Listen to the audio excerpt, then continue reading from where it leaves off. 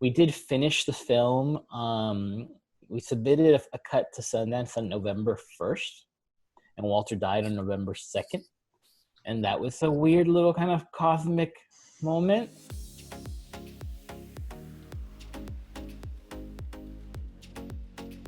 Kareem and I both grew up watching Walter, like at our abuelita's house, being shushed whenever Walter came on TV. So for us, this has always been a very personal project and something that reminds us of our families.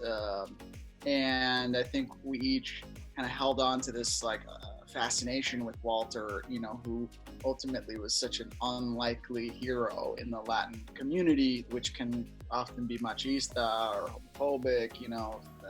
This man earned the admiration of every Latino grandparent everywhere. So for us, that was like a chief motivator, I think. I think that the Walter we saw on television was the only Walter that existed. When he talks about having to create this famous person in himself, I think it was basically a way to kind of channel all that he felt inside as a little boy growing up in rural Puerto Rico, being different.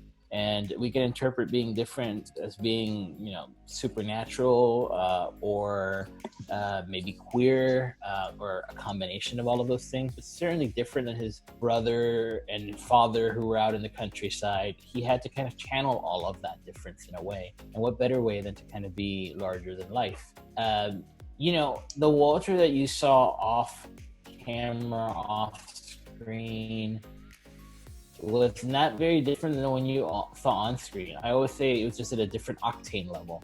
The persona was always there. He was naturally kind of larger than life. He had a presence whenever you walked into a room, and no matter how he was dressed or how he looked, you just knew you were in the presence of someone special. So I think that I don't think that that it really was a persona at the end of the day. I think we walked in thinking it would be. I think we walked in thinking that, the veil was going to drop and we were going to see this bittered old person who had created this personality as a way of becoming famous. But it to me, the veil, there wasn't a veil to drop. It was always the same person. And, we were with him for 2 years, and the last 2 years of his life, and we were with him 5 weeks before he died, when he was basically bedbound. And if there was a veil to held up, it didn't exist, honestly. And I never felt that there was a difference between those people. But maybe it was something he grew into after having done it for such a long time. But my impression was that Walter looked how he felt, and that was really always interesting to him, and he acted how he felt inside. And I think that's kind of what's so awe-inspiring about him. And he did it, and the fact that he started to do that in a time which was unthinkable.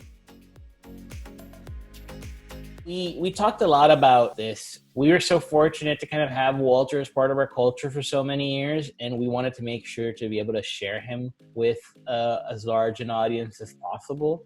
And, really the way to do that on a global scale was to lean in on a considerable amount of English.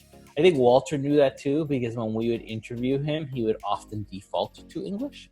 But of course it was important to kind of straddle the line, because he was a Latino and a Latino celebrity, and very proud to be Latino. And Spanish was his principal language and the language he communicated in his career. So we wanted to make sure to embrace kind of everybody from a dialogue standpoint. We also knew that we wanted to be able to take viewers into kind of the magical world that Walter existed in. His house was kind of magical, like everything around Walter was kind of magical, and his stories and his experiences were certainly super magical. So to get that magical realism vibe, we talked a lot about this. We did some recreations in the very beginning of the film. You see some kind of recrees of Latino homes watching Walter. But really, to kind of get in there, we felt that animation was the only way that would really allow us to be fully immersed in that world. And my co-director Christina Costantini, suggested maybe we could use the tarot deck. Walter's preferred tarot deck was the Rider-Waite deck. Maybe we can use the Rider-Waite tarot deck to bring people into his world. So we partnered with an animator who I adore named Alexa Lim Haas, and she took that style and brought it to life. So you see there's segments in the film that are animated, and then you see that we kind of use tarot cards to kind of break up the story into chapters. And it's some of my favorite thing in the film because she did such an amazingly beautiful job. The animation is really stunning. And I think it's a really kind of fun way to help bring you into Walter's world. So we're really excited about using that and happy with the way it turned out. We're all pretty skeptical about that kind of stuff. I mean, he sort of like vibrated as a magical kind of person, just in terms of like how he treated you. He was interviewed by a reporter in Miami, Lauren Pastrana, no? Pastrana? And she was pregnant at the time, and he basically told her that she was having a girl. First he told her that she had a boy, and described his personality.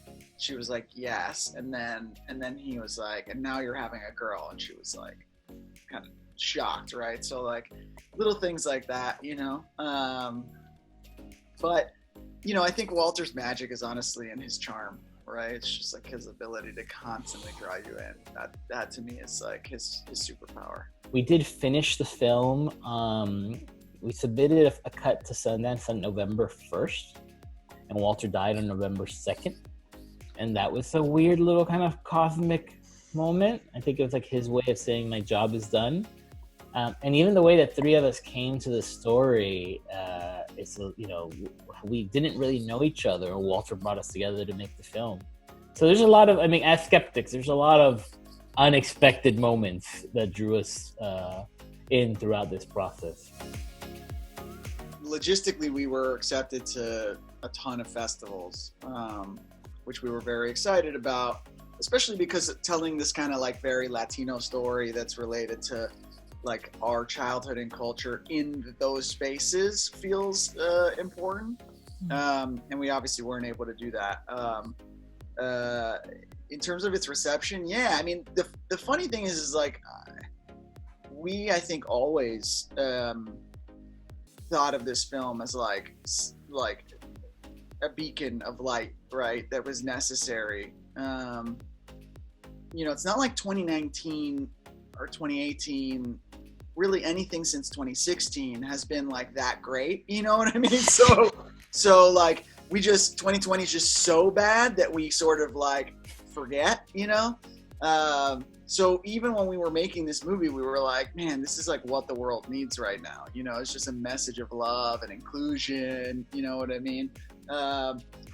It just hits home even more so, I think, because, we're all trapped in our houses.